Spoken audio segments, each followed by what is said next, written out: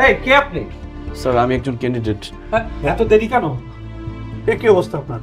আমি তো আপনার ইন্টারভিউ নেবো না, আমাদের ইন্টারভিউ নেওয়ার সময় শেষ। কি হলো, বসলেন কেন? বলেছেন আজ আর ইন্টারভিউ হবে না। এই সকল সোসাইটি, সভ্য সমাজের উপর আমি বিরক্ত হয়ে গেছি, আমি ক্লান্ত হয়ে গেছি।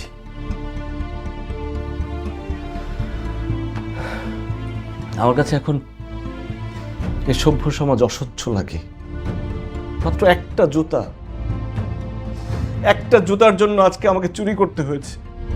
আমি গণপিটুনি খেয়েছি একটা মাত্র জুতার জন্য।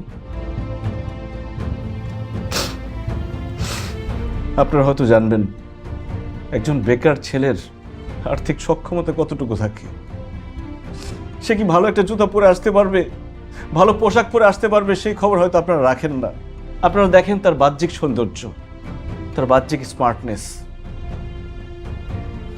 একটা মানুষের স্মার্টনেস হচ্ছে তার উপস্থাপনা, তার বাচন, তার মেধা মনন। আমি আমার জীবনে অনেক ইন্টারভিউ দিয়েছি, কিন্তু আমার চাকরি হয় নাই।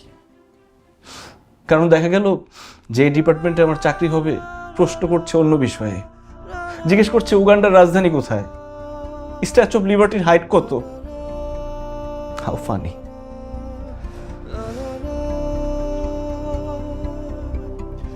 আমার আর কিছুই বলার নাই।